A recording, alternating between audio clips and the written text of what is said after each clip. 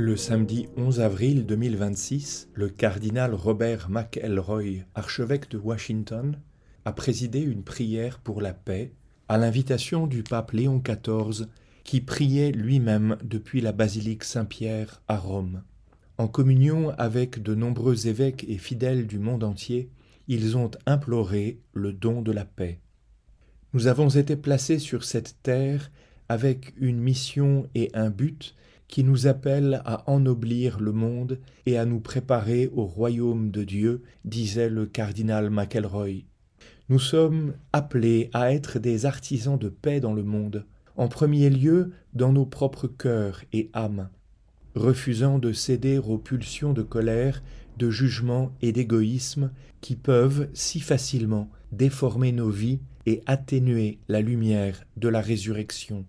Nous sommes appelés, poursuivait-il, à être des bâtisseurs de ponts et des réconciliateurs dans notre vie de famille, en surmontant les tensions normales qui ont été exacerbées par l'isolement social et l'étouffement technologique qui ont proliféré à notre époque.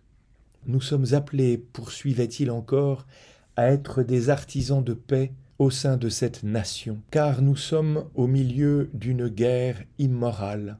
Nous sommes entrés dans cette guerre non par nécessité, mais plutôt par choix. Chacun de ces échecs politiques est également un échec moral, qui, selon les principes catholiques de la guerre juste, rendent à la fois l'initiation de cette guerre et toute continuation de celle-ci moralement illégitime. De son côté, le pape Léon XIV a rappelé avec vigueur que la guerre divise, la tyrannie piétine, quand l'espérance unit et l'amour élève. Reprenant les mots de saint Jean-Paul II, témoin infatigable de la paix, il a déclaré son devoir de dire à tous les jeunes « plus jamais la guerre ». Nous devons faire tout notre possible.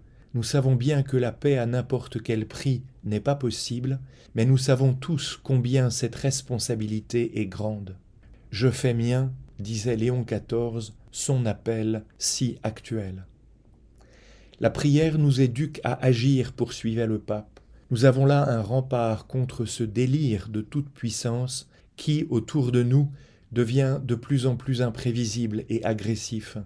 Les équilibres au sein de la famille humaine sont gravement déstabilisés. Même le saint nom de Dieu, le Dieu de la vie, est entraîné dans les discours de mort. Disparaît alors un monde de frères et de sœurs ayant un seul Père dans les cieux, et, comme dans un cauchemar nocturne, la réalité se peuple d'ennemis. Partout, on perçoit des menaces au lieu d'appel à l'écoute et à la rencontre. Assez avec l'idolâtrie de soi-même et de l'argent, assez avec la démonstration de force, assez avec la guerre. La véritable force se manifeste dans le service de la vie, affirme le pape Léon XIV. Et reprenant les paroles lapidaires de Pie XII, il ajoutait « Avec la paix, rien n'est perdu, mais tout peut l'être par la guerre. » Unissons donc les énergies morales et spirituelles de millions, voire de milliards d'hommes et de femmes qui soignent les blessures et réparent les dégâts causés par la folie de la guerre. Aux dirigeants des nations, le pape Léon lance un appel « Arrêtez-vous, c'est le temps de la paix. Asseyez-vous aux tables du dialogue et de la médiation, pas aux tables où l'on planifie le réarmement et où l'on délibère des actes de mort. » À chacun, le pape Léon a adressé un appel, car, dit-il, la prière nous engage à convertir ce qui reste de violent dans nos cœurs et dans nos esprits.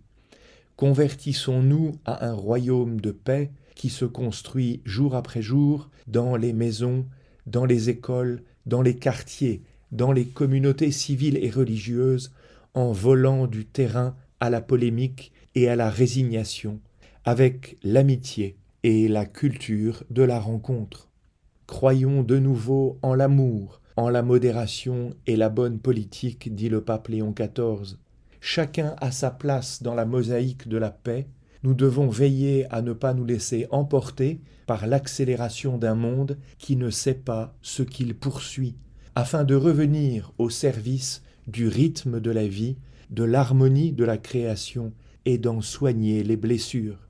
Il existe en effet, conclut le pape, une architecture de la paix où interviennent les diverses institutions de la société, chacune selon sa compétence. Mais il y a aussi un artisanat de la paix qui nous concerne tous. L'Église est un grand peuple au service de la réconciliation et de la paix qui avance sans hésitation, même lorsque le rejet de la logique de la guerre peut lui valoir incompréhension et mépris.